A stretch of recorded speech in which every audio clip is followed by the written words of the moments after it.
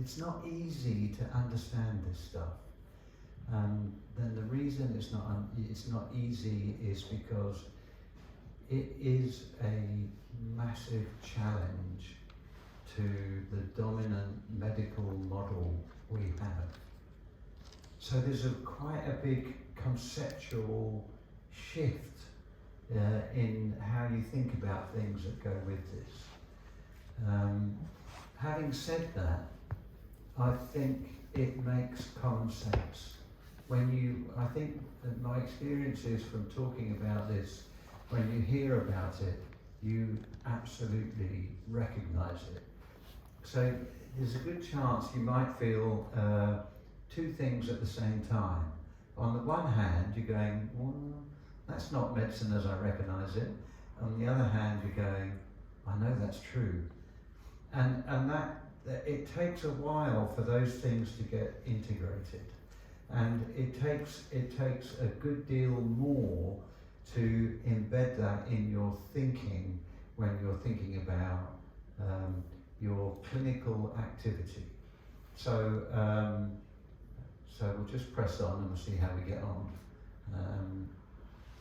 Okay, what's health and wellness? Now, funny enough, I came at this from, I was a palliative care clinician. I've retired from my clinical work and I'm just doing this compassionate community stuff now.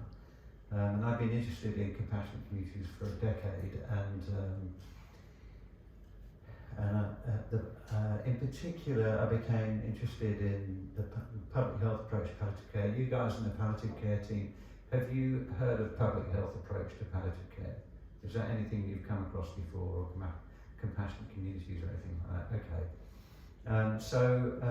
When you think about health and wellness and you think about it in the terms of palliative care, you think, well, how can you have health and wellness in the context of a terminal illness?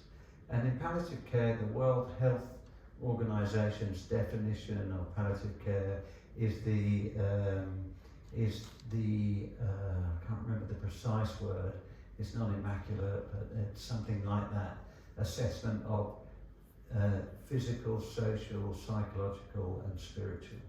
And there's a belief that if you address the symptoms that arise from the physical, social, psychological and spiritual domains, and that those symptoms are well controlled, that you have health. And this is rubbish, it's not the case at all. You have absence of symptoms, you don't have health.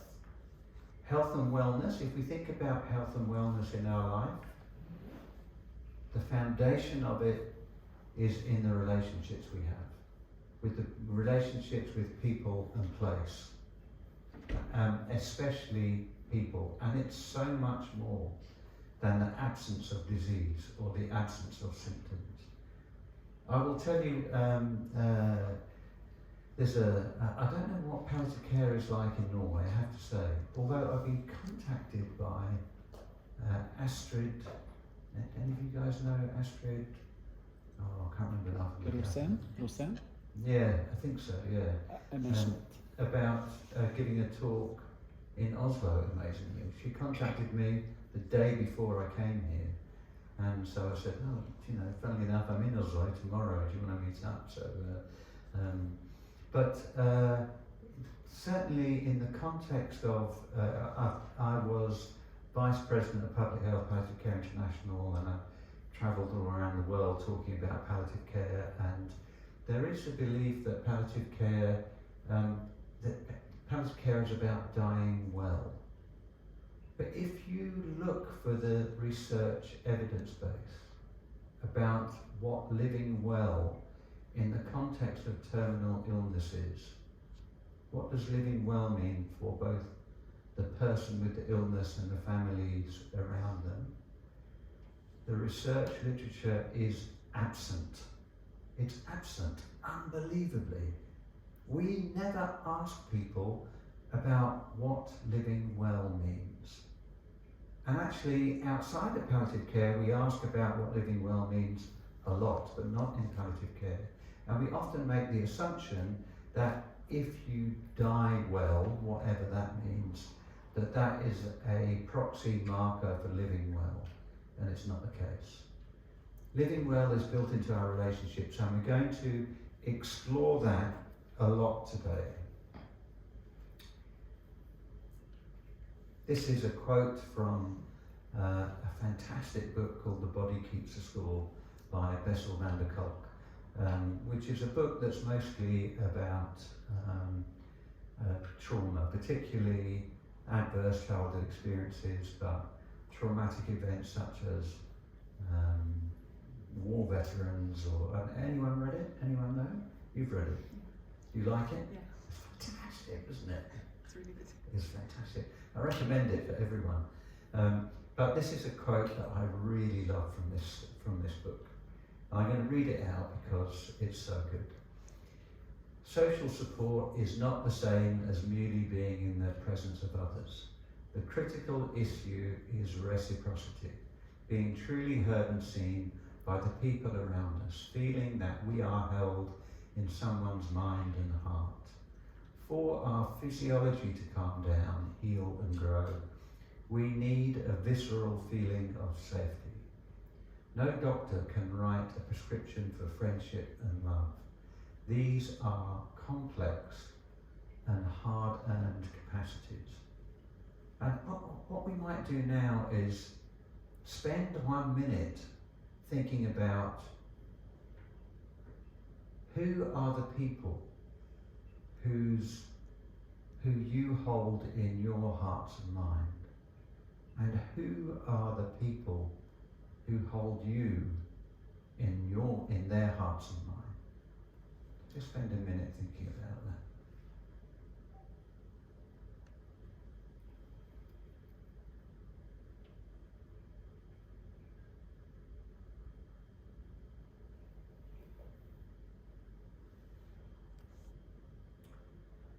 And as you're thinking about that, think, how important is that in your life?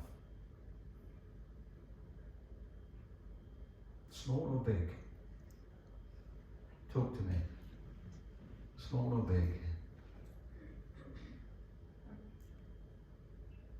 Very important? A little bit important? Right. I love this slide as well. For me, this is the most important slide in medicine that I've ever seen.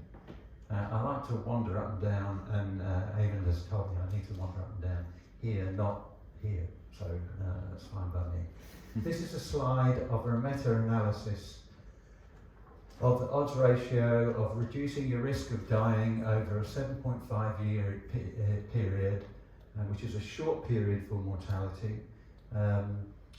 148 studies, over 300,000 people, and really, really, really painstaking, careful meta-analysis done by Julianne Holt-Lumsden.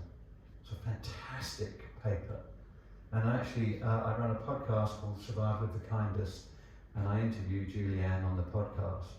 She's fantastic. She's really, really worth listening to.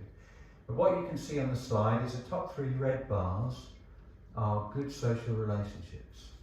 And the other ones are giving up smoking, drinking, diet, exercise, pneumococcal vaccine, treatment of hypertension, and air pollution.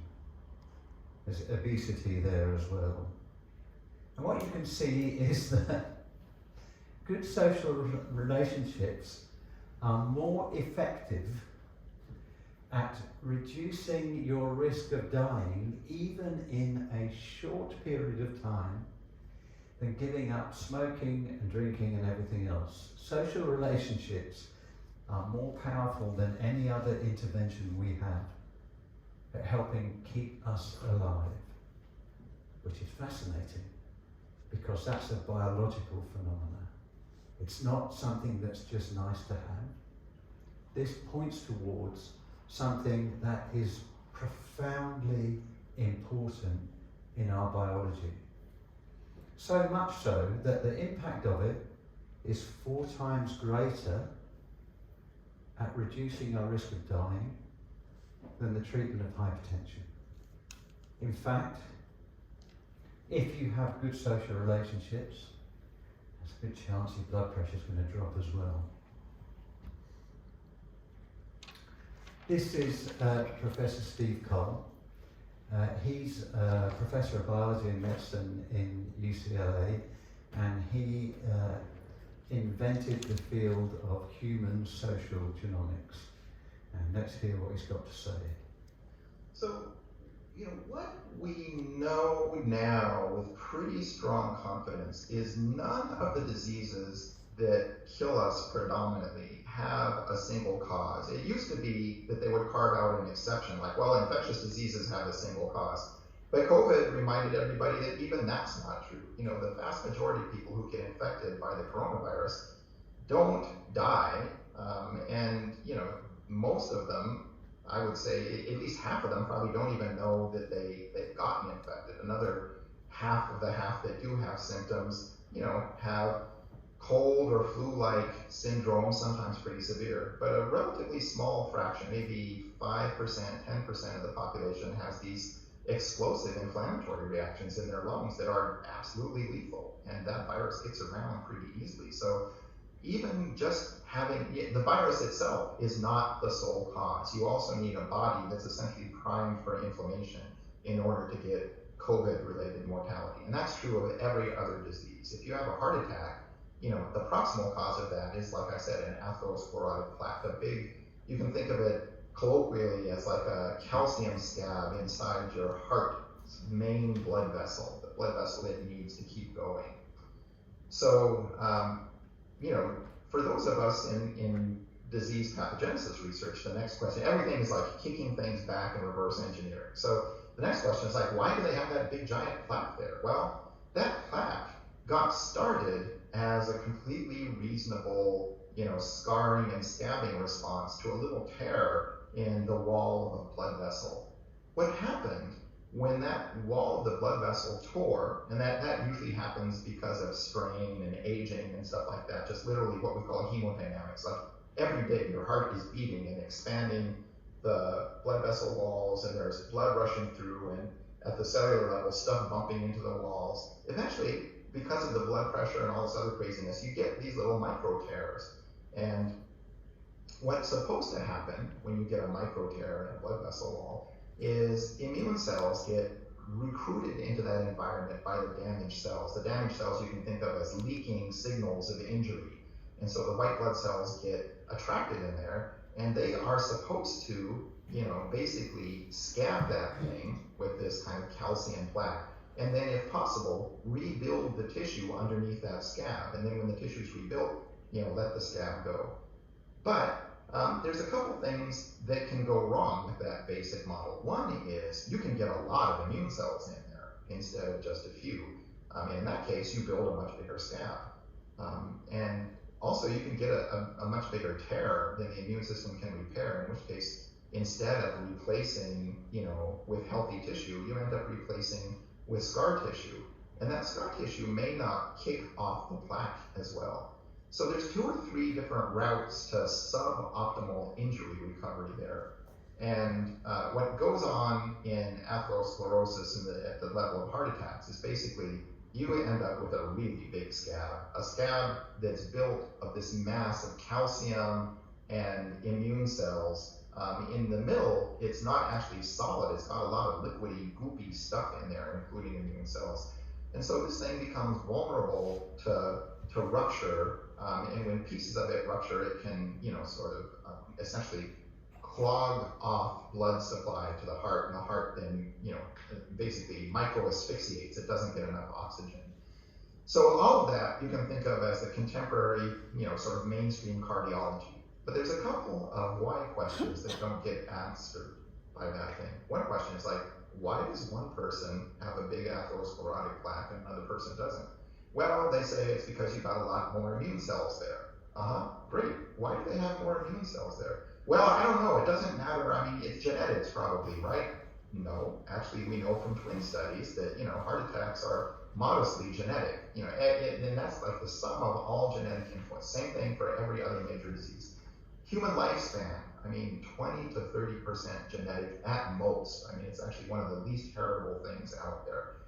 So living and surviving and thriving, there is a genetic endowment, which is like you're human, right? So that version of genetics is important. But which version of, a particular immune response gene or a particular lipid gene you have actually turns out not to make a huge, huge difference in those things. It's the minority influence. The real question is the one we just asked, like, why do some of these people have a lot of white blood cells in there? And why is that making these extra large plaques that are more likely to give you a heart attack?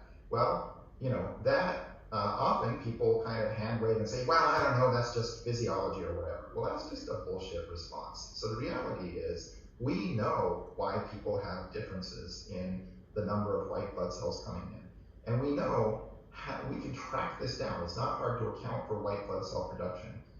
So what we can say with pretty good certainty is that some of the differences in white blood cell abundance, not all of them, but some of the differences in why you have more white blood cells in one person's atherosclerotic plaque than another, has to do with stress biology talking to the blood cell factory in the first place. So remember those sympathetic nerve fibers I was talking about, the ones that leak norepinephrine during fight or flight stress responses? They travel along piggybacking on blood vessels. So these nerve fibers end up everywhere blood vessels go. One place blood vessels go that's really important is in our bone marrow. In the bone marrow, the blood vessels do something really interesting. They create hatcheries for white blood cells. They become what are called stem cell niches. Blood vessels are, you can think of them as the infrastructure for little factories that involve what we call hematopoietic stem cells.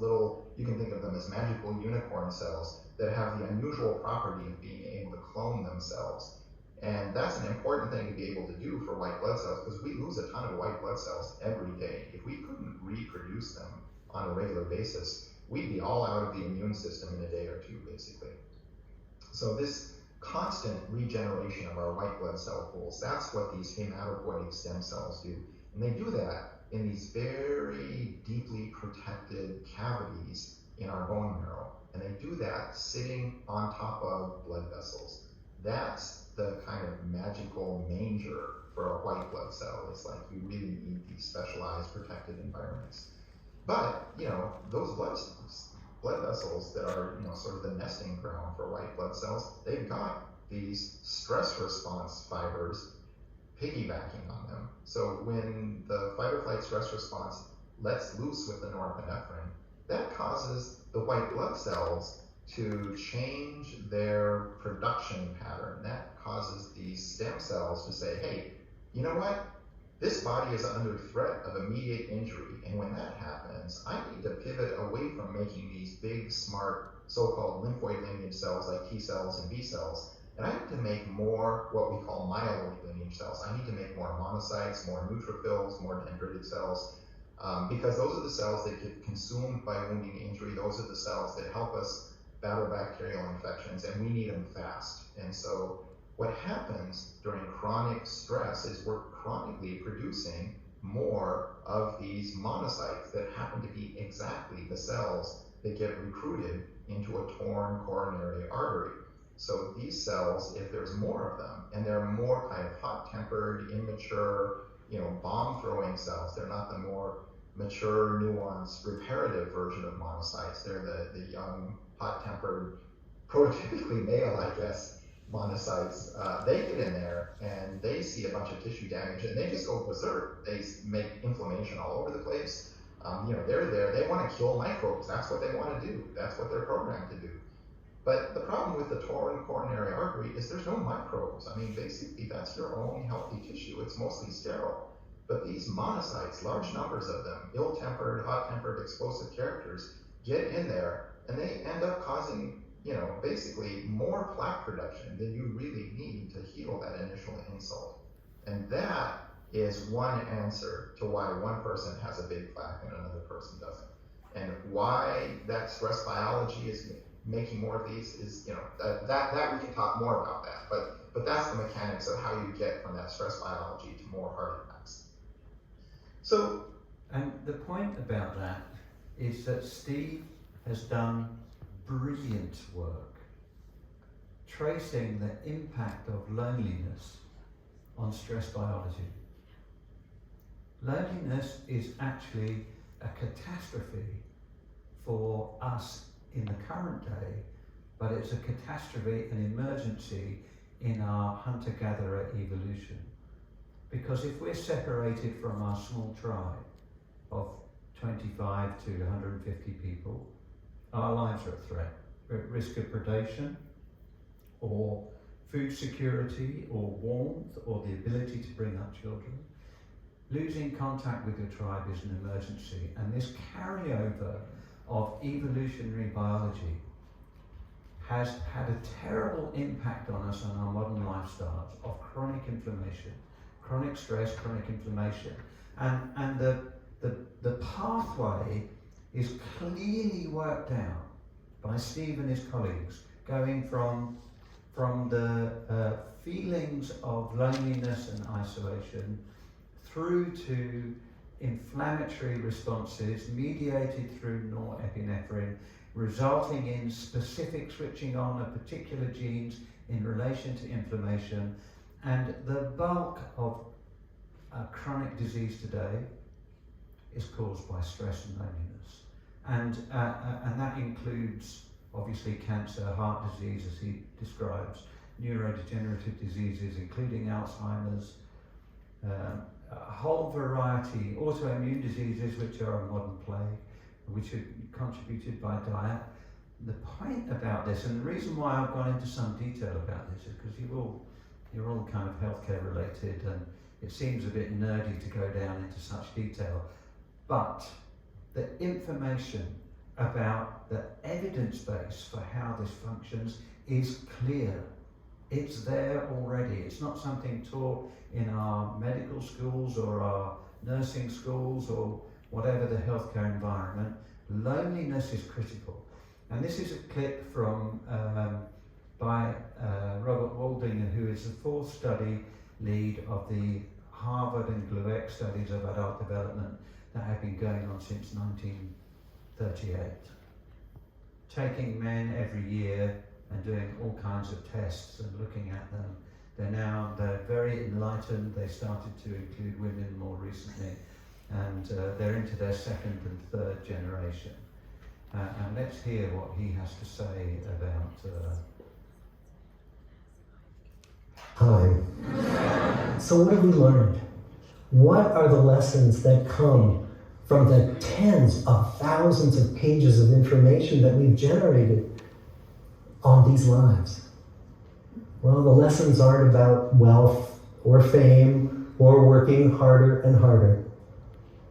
The clearest message that we get from this 75-year study is this: good relationships keep us happier and healthier, period. We've learned three big lessons about relationships. The first is that social connections are really good for us, and that loneliness kills. It turns out that people who are more socially connected to family, to friends, to community are happier, they're physically healthier, and they live longer than people who are less well connected. And the experience of loneliness turns out to be toxic.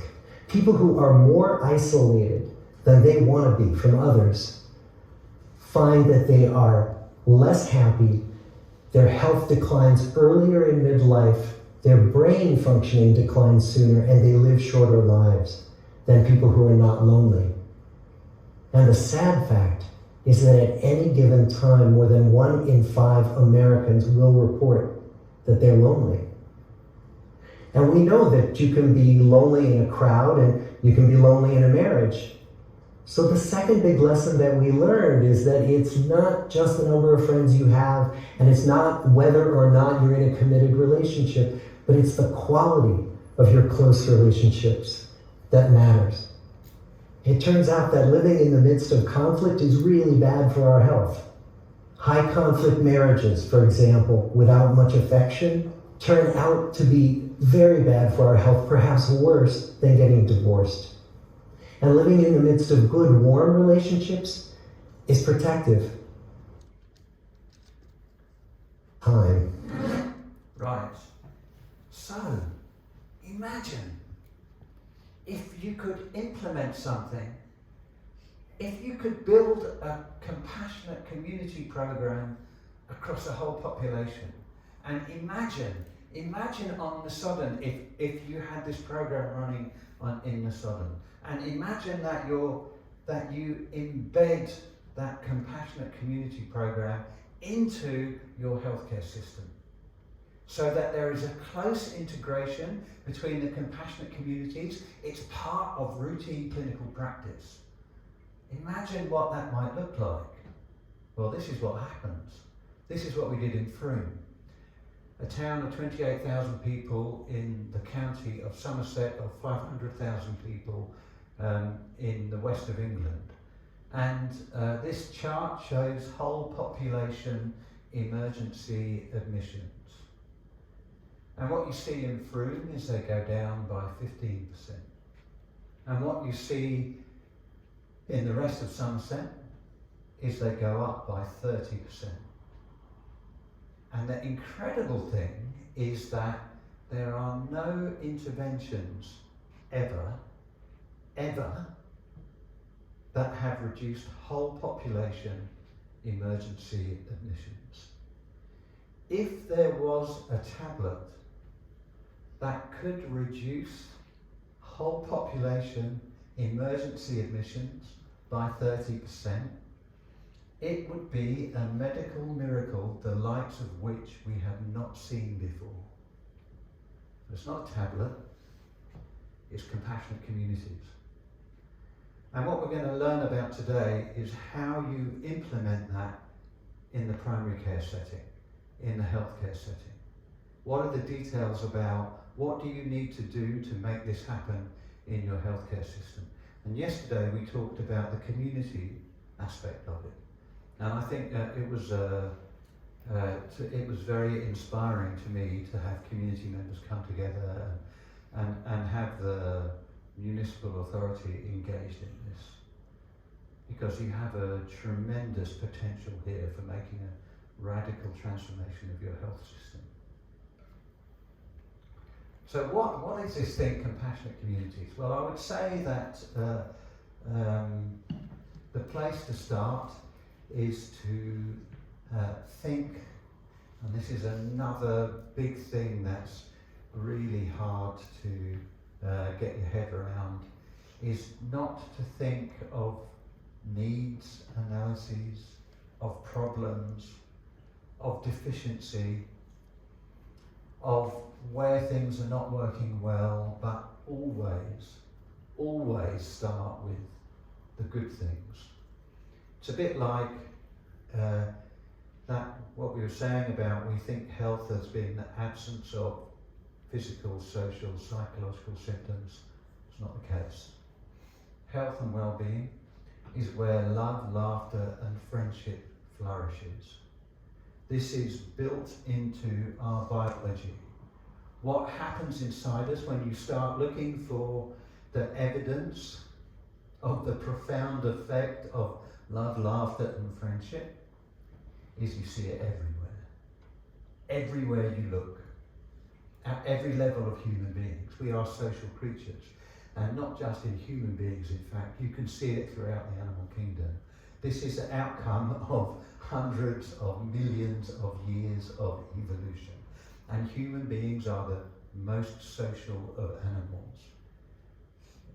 In fact, it would be true to say that we survived through cooperation and kindness, not through fighting to the death.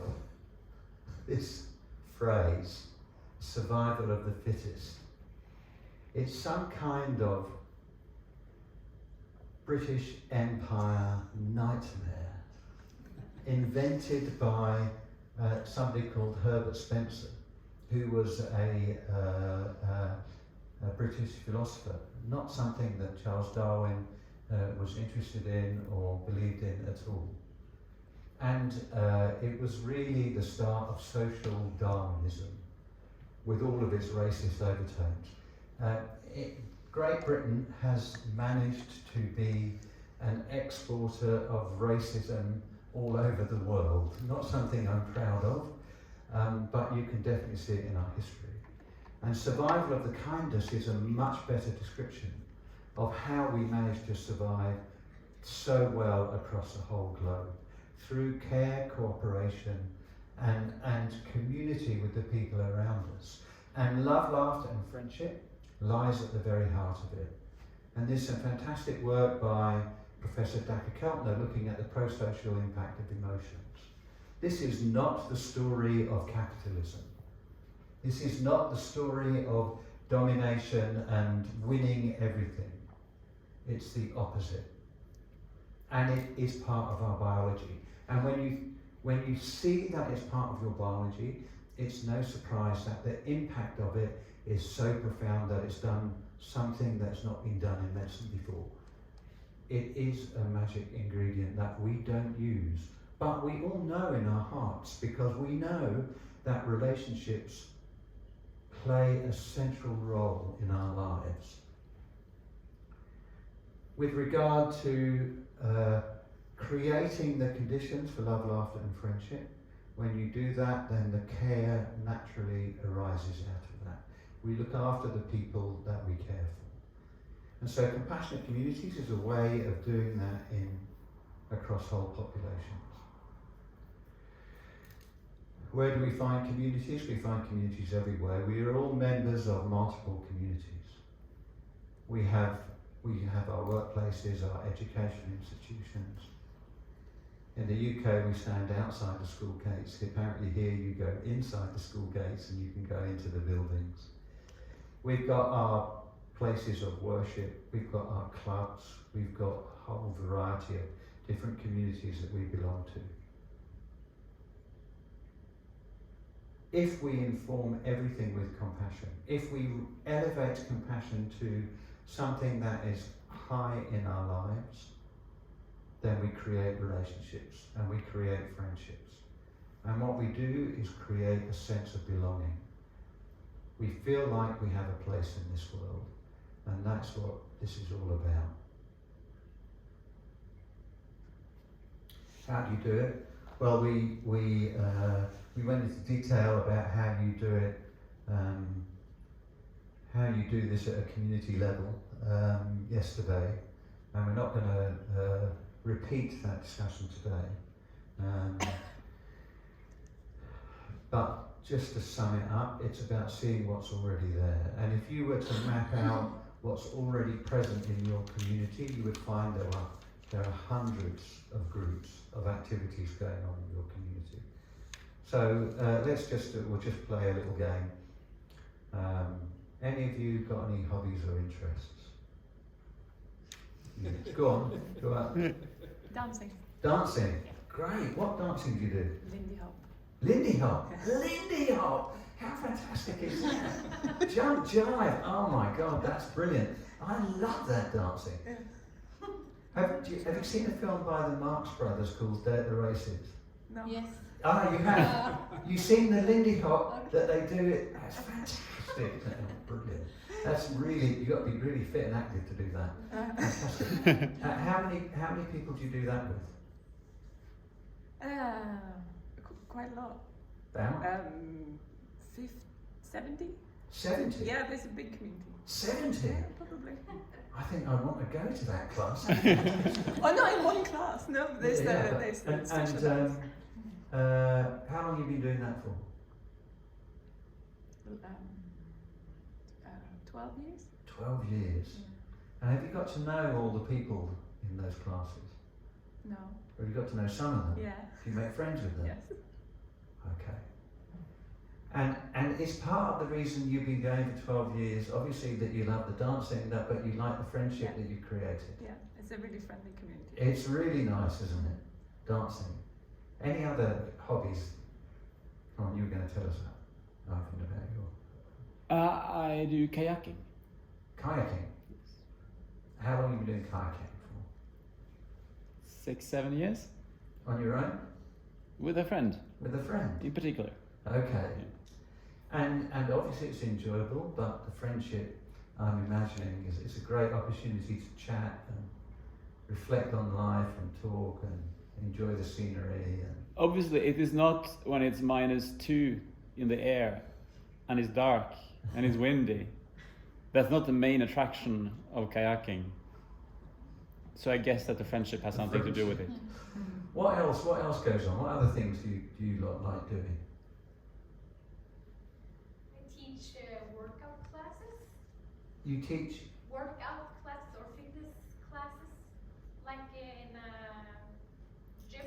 Okay. Yeah, Oh, brilliant. and that's the same kind of people that will come over and over again for many years now. So it's a really nice group, and then we can combine the two most important things with for our health, both physical activity and a good social relationship. And any of you know about parkrun?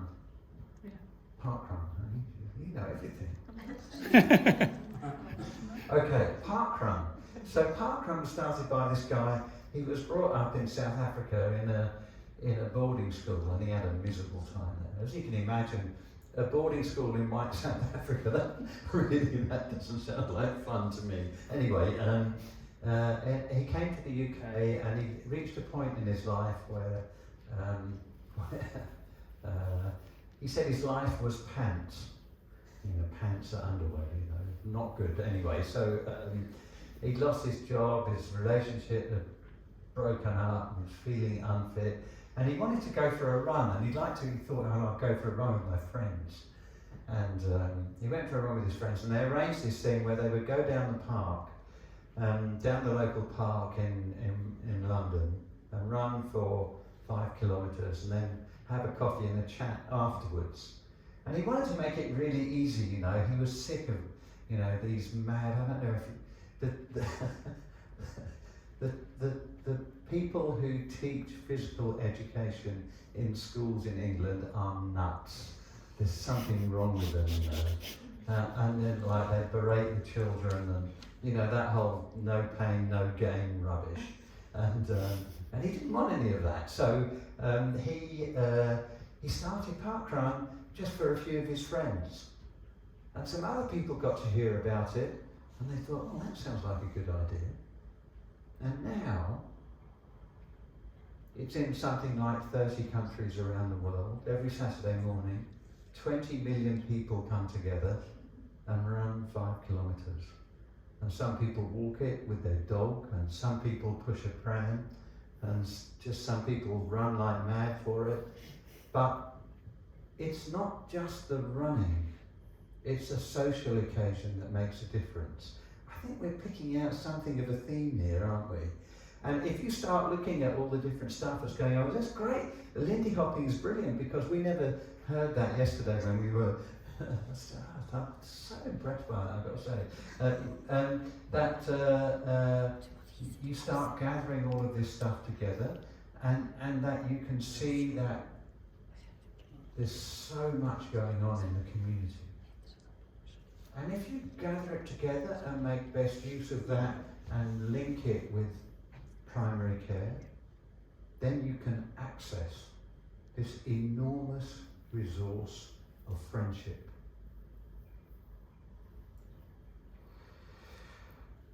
So some of it is to do with just really looking and mapping what's already there.